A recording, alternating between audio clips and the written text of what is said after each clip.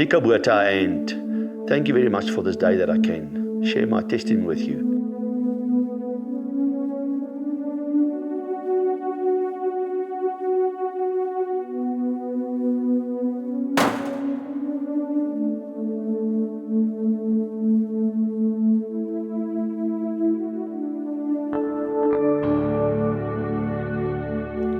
You know, as a child, you think that growing up and the way your parents conduct themselves has got no bearing on your life.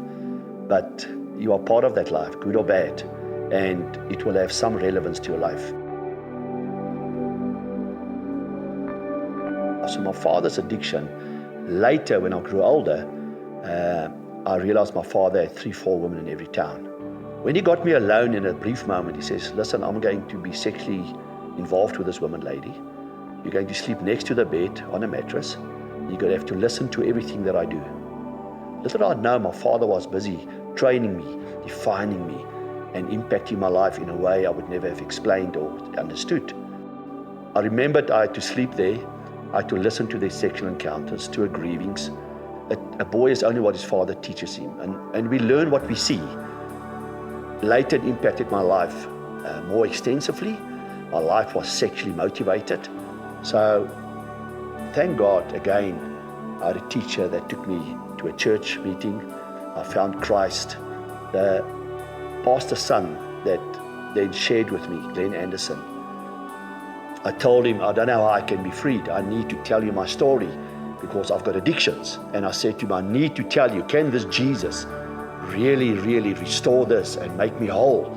That was the first and foremost thing you have to do, to acknowledge you have a problem. And yes, sometimes we go to various institutes, you go to sometimes people that think they can help you, and they mean well. But Christ is the only one that can take your life and make it new again. And I never had any sexual encounter up to then again, ever, until my marriage. Thank God, I was married for 28 years to this lady and never ever had a desire.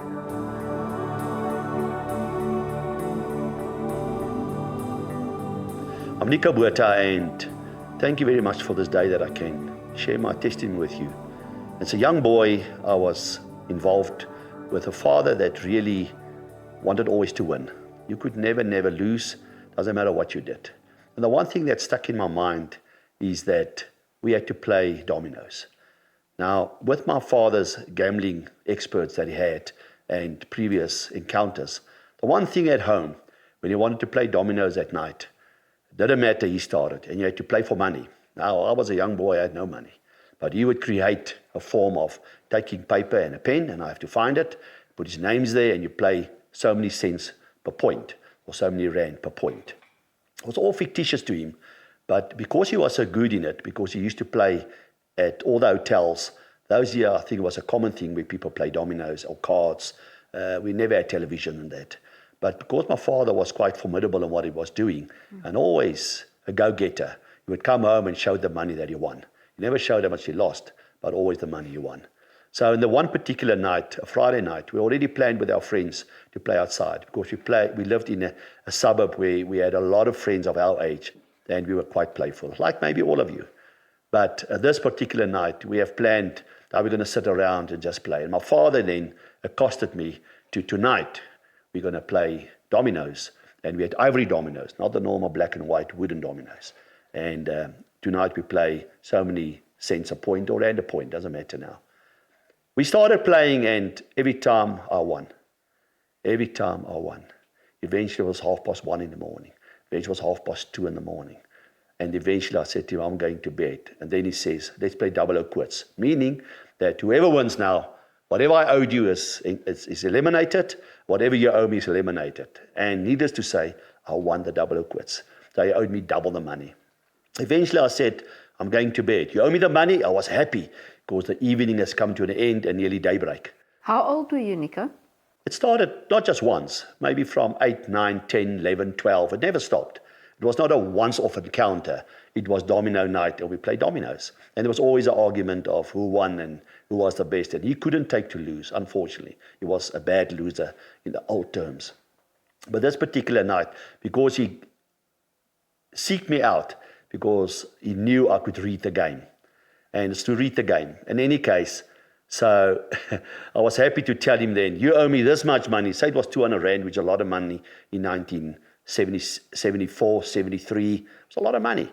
In any case, so I thought, hey, this morning I'm going to collect some money and I'm going to really show off and can buy what I like. It was about 5:30 in the morning. He woke me up. Come, we must carry on with this game. I said, no. He says, yes, we double or quits, but let's first play. So eventually we started playing normally like the previous night. I won. You say, Nico, you never lost a game. We never lost a game with a double or quits. But the normal games, now and then you won. But then he won a couple of Rand. And when you do the balances and do a cross balance, you will see he still owed me money. The day went by. Eventually it was afternoon. Eventually it was evening again. I said, please, I just want to go. I want to go play in that. He says, no, double or quits. Double or quits. I won. Eventually the day was gone. It came to such a point I knew Sunday morning was coming. That Saturday I beat him again. Hands down. Sunday morning I thought I cannot go through another Sunday like this. So I said, let's start with double or quits. Because I knew then I had to let him win. Doesn't matter if I'm going to win another 10. If he wins one or the score, whether he owes me 1,000 Rand or 2,000 Rand, it will eliminate it. And that day I remembered how I had a father that could not take to lose. Couldn't understand as a young boy, because surely you bow down to eventually that somebody beat you. But in all his ventures, all his life, whether it was fishing or anything, he wasn't allowed to lose. When I was older, I seek the pattern. I saw the pattern. And that night, eventually, I made him win. Because if I didn't going to make him win, it would have carried on, I think, for a week or a year. So it sounds stupid. So eventually I made him win. And I was happy to walk away just from that encounter. So you were actually the one in control. Something you didn't realize at that point, but you were actually the one calling the shots there. Because if you didn't make that decision to lose, purposefully, it just would have continued. 100%. On and on. My father, not just that, he didn't like somebody in control. He was a control freak. So therefore you wouldn't like somebody to control or to be in charge of anything. Of any situation. It's very ironic. Yes. What about your father's addiction hit you the hardest as a family? The worst for me was every Saturday sitting at the Tattersalls. Those years at Tattersalls where you gambled, you played horses. But my father was a compulsive gambler. And my mother was working, and he was working. My father earned at times 500 Rand a week, which was a lot of money. He was a top boilermaker, really good at his job. But apart from that, with his gamble addiction, I realized that it's never going to part. And in particular, the Saturdays at the Tattersalls, we would take the whole family with. We have to sit in the car there from early morning till late afternoon. I think the Tattersalls closed at 6 o'clock. The family had no food while he ate inside. He controlled us. He kept us together. Then we go home exhausted. And then I remember times when he came out of the Tattersalls and he would find our kids playing outside on the pavement. We had to sit in the car. He will beat us. We would sit in the car. So my mom also played horses. Now and then she would go in and she would play a Dupla because he played the jackpot and place accumulators. I still remember it. On Friday night, she would sit and take the horse race books and he will weigh up all the jockeys' weights, the trainers, the names of Mazarin, In Full Flight, Sea Cottage. I still remember the names like today. And then he would go play the Saturday. And if he lost and we bothered him, we got hiding because we disturbed him and we didn't make him concentrate. But the worst was the Saturdays and then the money he took. Even my mom that worked hard, she would hide the money for the food. My mom was a very astute business lady. She ran a household and she worked. And he would come and take the money. Just as more extra 10 Rand, extra 20 Rand. I'm going to win this jackpot.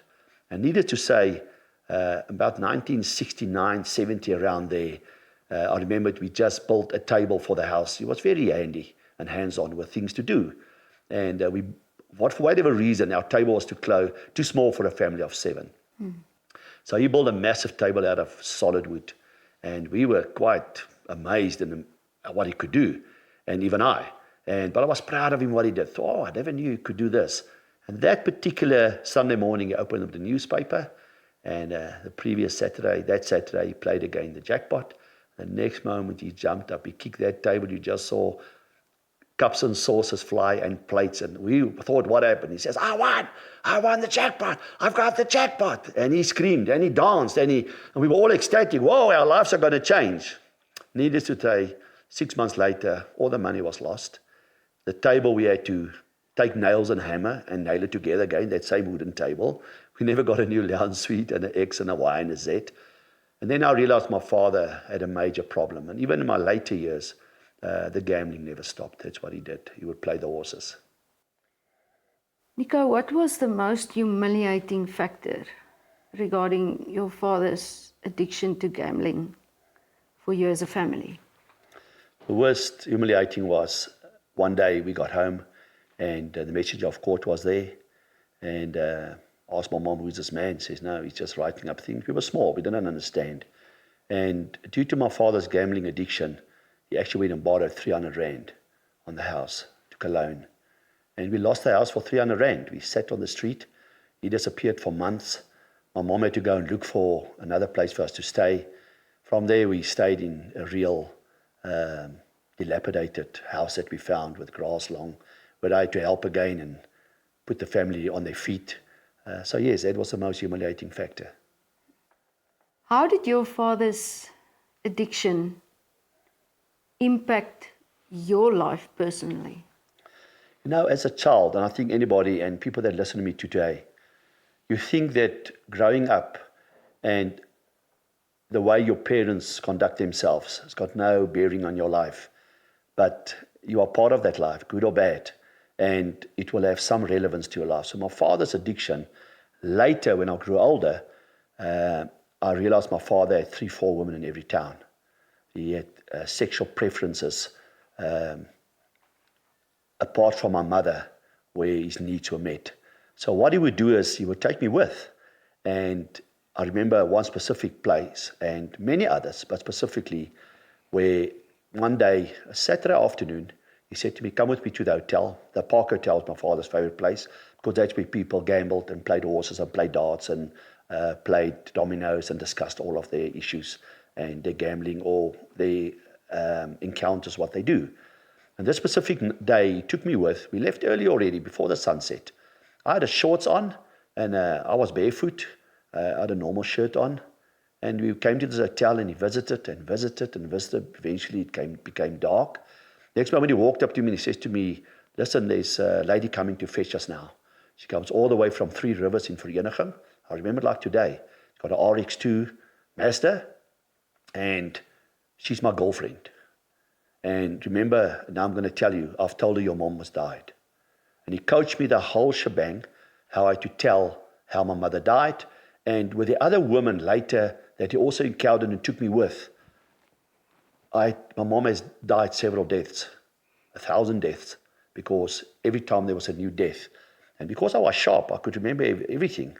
And this lady particularly rocked up there. She came to the hotel, picked us up, and she greeted him with enthusiasm. So I must have met her before, known her.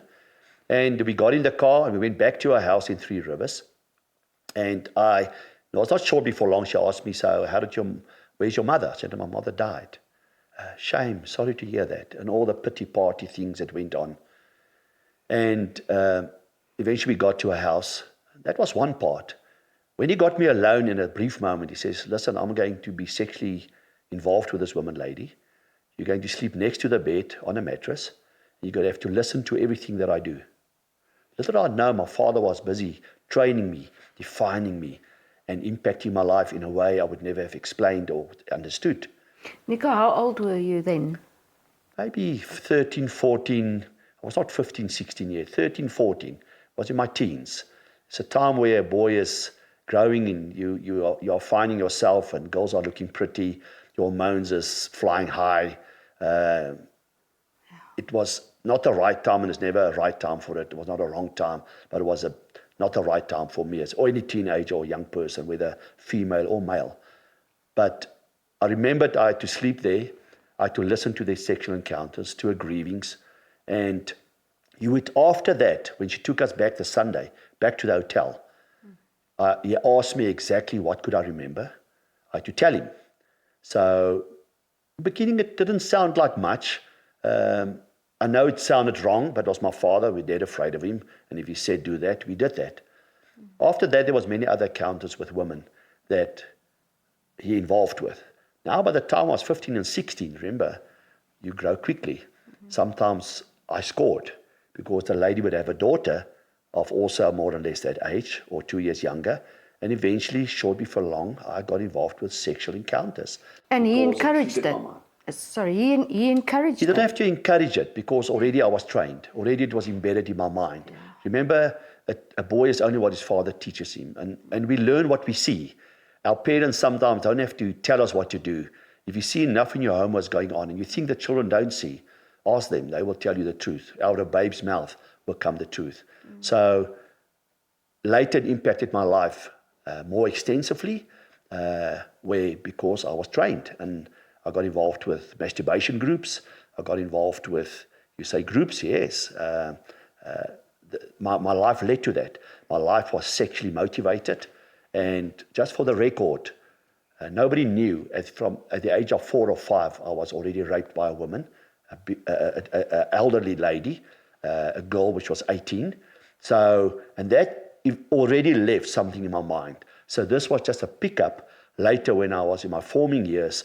And then I honestly had trouble to understand women because my life was totally devoted to sexuality.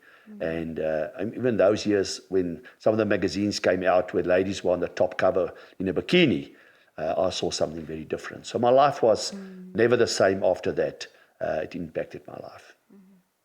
Nico, you told me before that you came to a point in your life where all of this changed for you. Yeah.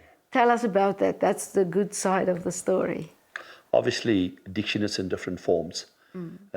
Whether my father in gambling, whether it's pornography, whether it's sexuality, whether it's drinking, the form of addiction leaves the same desires.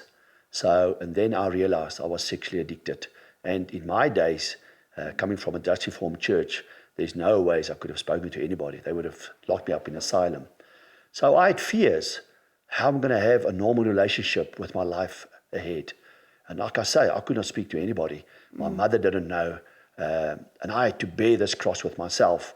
And I got involved with women that was 28 years of age eventually, older women. And my life has transgressed from there to something much bigger. And believe me, you as listener, the devil will prepare a platform for you once you're involved with any form of drugs or any form of addiction. You will not even see it come. You will meet people like you because they're limping.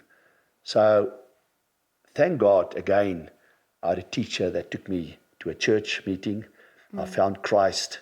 And amongst the things that I shared, how my life has changed when the altar call was made and I gave my life to Jesus, the pastor's son that then shared with me, Glenn Anderson, I told him, I don't know how I can be freed. I need to tell you my story because I've got addictions. I've got desires. And I could not tell people by then I saw naked women, whether they were nuns or from different, in costumes. I was perverted. I was way beyond addiction. And I said to him, I need to tell you, can this Jesus really, really restore this and make me whole?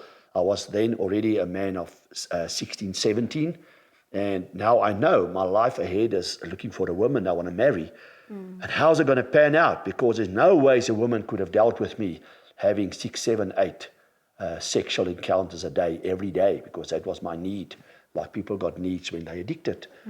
And this man assured me that this Christ makes everything whole. And going through a process of an hour and a half, sitting with him, and I really wanted to be freed because I acknowledged my problem. That was the first and foremost thing you have to do, to acknowledge you have a problem.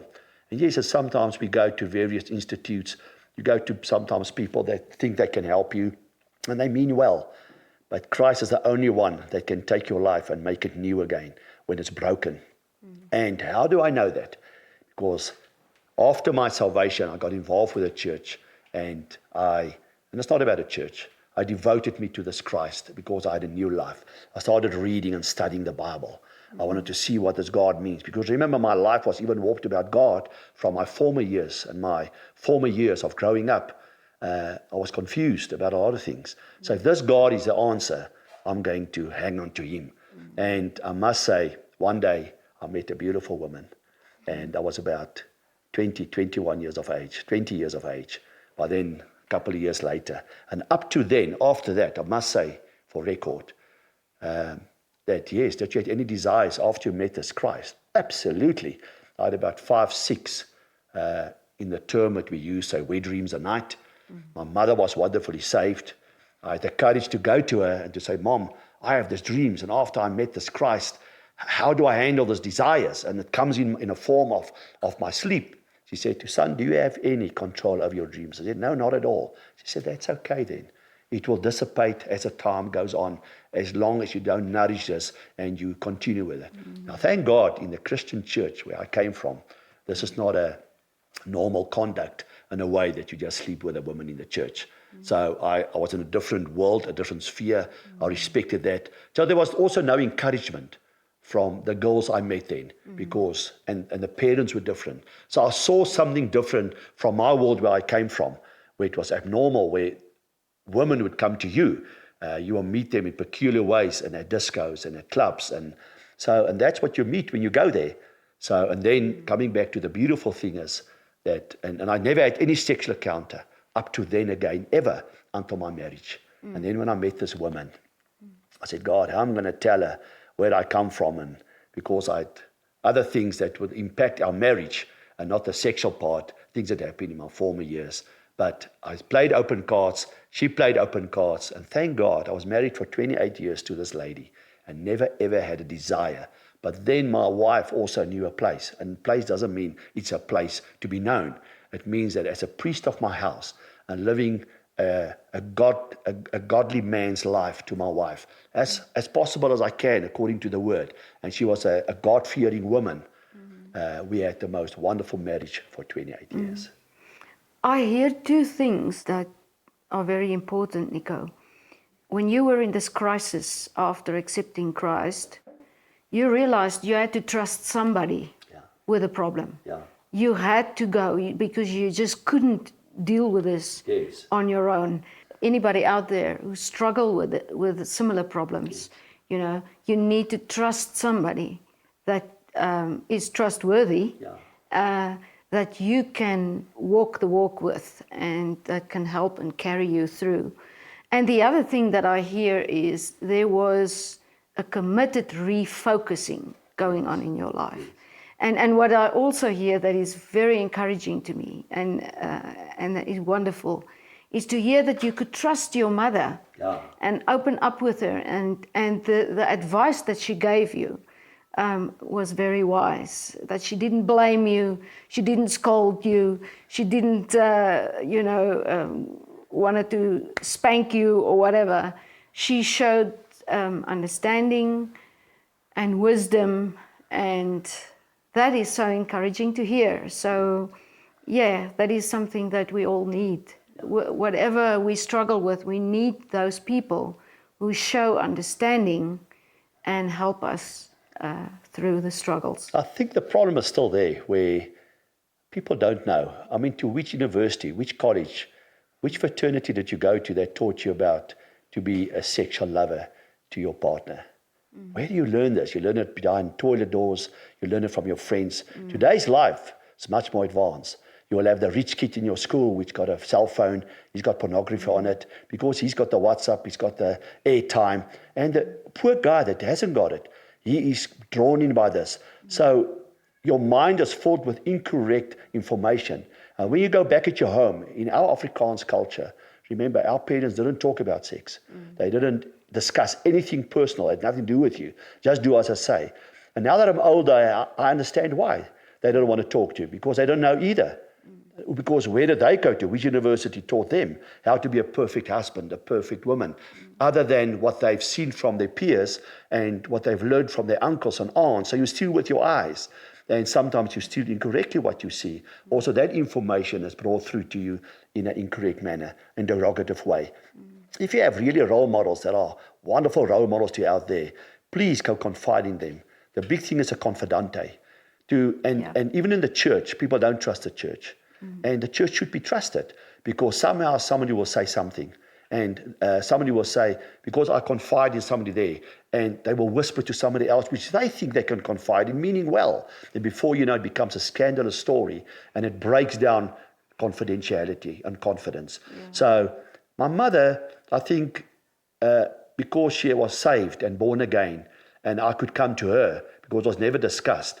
And even my mother's life, I asked her once if it's important. It's important. My mom was married 23 years to my biological father.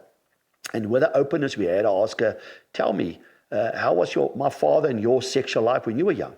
How many orgasms did you have in your life? She says, 3. I say, 3, it's impossible. She said, no, because your father's need was first. He always just looked after his need. And today there's still maybe that very problem in marriages.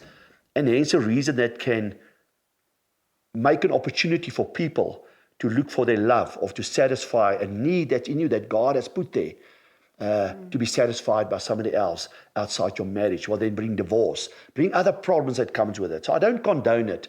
But if you're born again and truly a child of God, you need to discuss with the brethren. You need to discuss if there's a sister with the sisters. And you will quickly find out how little people know about sexuality or that. The 3 common things people divorce about, is communication, money, and sexuality. And it doesn't matter how much you shuffle that, it's the same problem.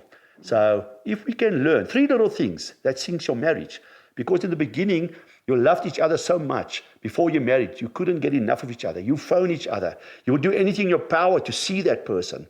Even sometimes you would prohibit it. And then all of a sudden, after you're married, you don't talk anymore. And then you blame the children as there, the chores of life. You know what? You have to work at your marriage. And I've always got a saying, marriage is like a job. Working at it makes every day payday. The most important thing that I've heard from you now, Nico, is that you're saying there is liberation after the prison you've been in as far as your addiction is concerned. Did I hear you correctly? Absolutely. And it's only through Jesus Christ. I'm not promoting a church here. I can speak for that. My friends that used to know me when I was wild, they used to say to me, tell me, Nico, or Flacky was my nickname, how do you know you've been healed? I said, I was there when it happened. I was there. You cannot debate that I wasn't there. If you think back about that time in your life, did you feel trapped? Or didn't you realize? I didn't realize. Okay. It was, you go with the flow. Every day will just give you another thought and another way to think and how to conduct yourself. I felt trapped when I was addicted to this sexual things that came to me. Obviously trapped because I couldn't speak to somebody, and I know those years. I mean, it was a no area. Nobody spoke about it, and I knew they would lock me up in asylum. They were definitely, I'm mad, and I could not speak because I was beyond the normal thinking of teenagers of my age, and not even married men conducted some of the sexual encounters that I then conducted in and involved myself in. I bunked school. My first year, standard 9, I bunked school 3 times a week, every week for sex. Eventually, I had 3 women that I ran in a circle every day. My things became out of control. And like I say, and your platform will be set before you. And it was women much older than me. They would buy me ties. They would buy me shirts. They loved me. They were engaged already to men. And they could read my eyes. There was a hunger. And there was a hunger in them. It was strange later years when I got saved. And I look back now, I understand. Now, if you're in the wrong side of life, your platform will be set for you. And if you're in the right side of life, your platform will be set equally the same way. It's the choices we make that are important. Nico, what word of encouragement do you have for people who are today addicted to any habit or any substance out there? Well, first and foremost, it's the confidante. You have to confide in somebody, whether it's a family member. You have to go tell the truth. You have to expose yourself bare, because by the time that the family member finds out that you're addicted, you are addicted already. You've been a user for a long time.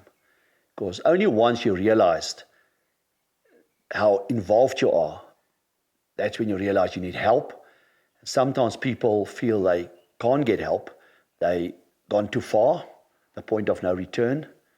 So before you get there, and you might have done it unbeknowingly to yourself, maybe just being curious to try it out. People play with us drugs in normal sessions where people have parties and that. And eventually today we had meths and other more stronger stuff that kills people. But I think what I want to say to you is you have to confide in somebody that don't land in a position where you've been a user for so long that you're at a suicidal stage and then you want to look for help. The road is, you will still be cured, but it will be an incredible session and a process to then help you. Also to understand, for you and the viewers out there are not all the trained people out there that understand this. If you've been a user of drugs or any other form that you're involved with addiction, you must know you will only meet people that have been there, that will tell you the story, that have been saved either by Christ, and I've seen that, and they will know then the truth of how to help you. And then you always have to stay focused. I say once been addicted, you're addicted. And it's like the AA, the Alcoholics Anonymous. They stand up and say, I am XYZ, I've been addicted for so many years. They always start with it. It's not because they claim that they're still an alcoholic, but it reminds them where they've come from. And normally they start with sober for, say, 5 hours, 10 hours, 1 day. Now here's the same process. Don't land there. And I know there are so many drugs out there. Our society today is involved with a lot of drugs. Where I minister at this moment, in all the towns, most of my people are addicted to drugs. And they started playing around, feeling good. They're involved with dacha, which is the playful thing and to feel good, the uppers and the downers. To me, I can tell you the confidence in somebody is first and foremost. And then you will only meet somebody that they will take you to, that have been there, that can tell you. Don't think the normal guy, a good preacher, somebody that's a good Christian can help you. They cannot help you. And they should acknowledge that. Unfortunately, there are not many trained people in this field. So if there are, see that you land there, that you don't just have a feel-good session, because that will not help. And look for help early as possible. Otherwise, you will not make it. You will go deeper and deeper. You will feel helpless. You will feel nobody cares. And I had family members, when I sit here today, that have been through this process, that have been to any rehabilitation center in South Africa, which cost thousands and thousands of rands. That's never helped them. Some of them have passed on, overdosing. So, meaning well. So, I think prevention is better than cure. So, if you get there, we all have been young. We all have been playful. When I was young, the friends came with smoking dacha from a bottleneck.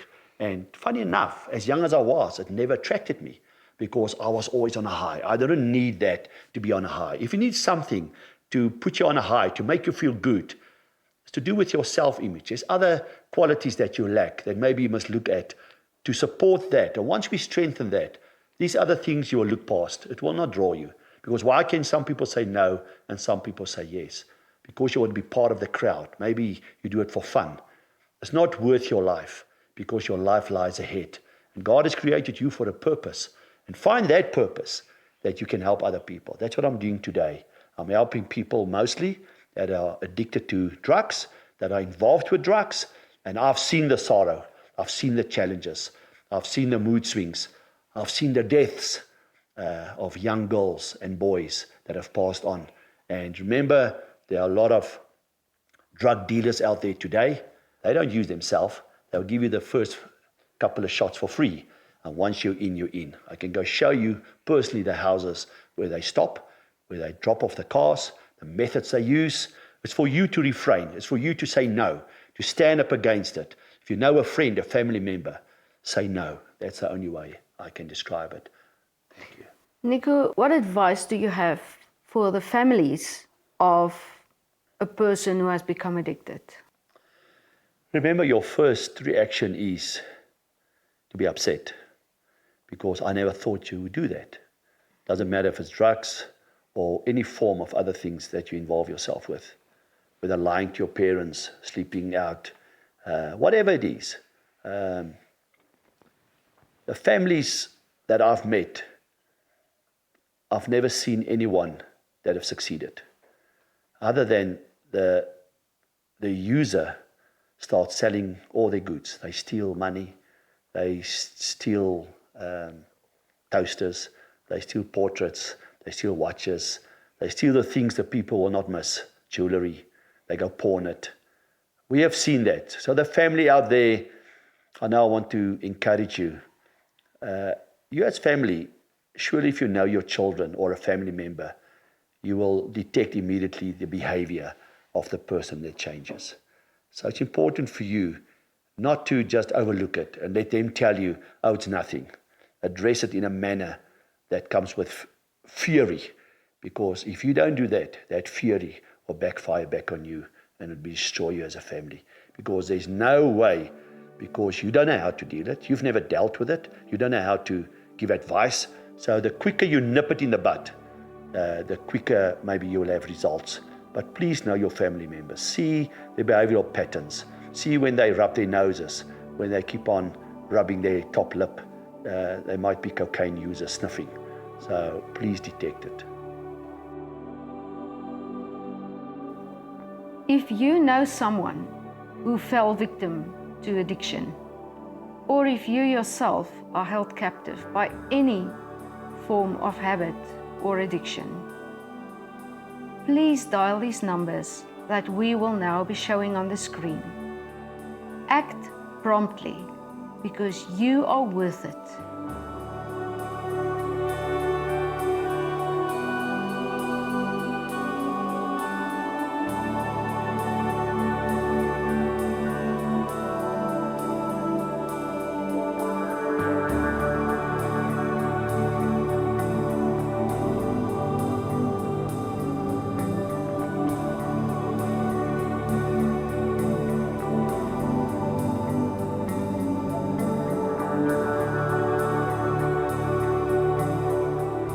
This is Global Recordings Network Southern Africa,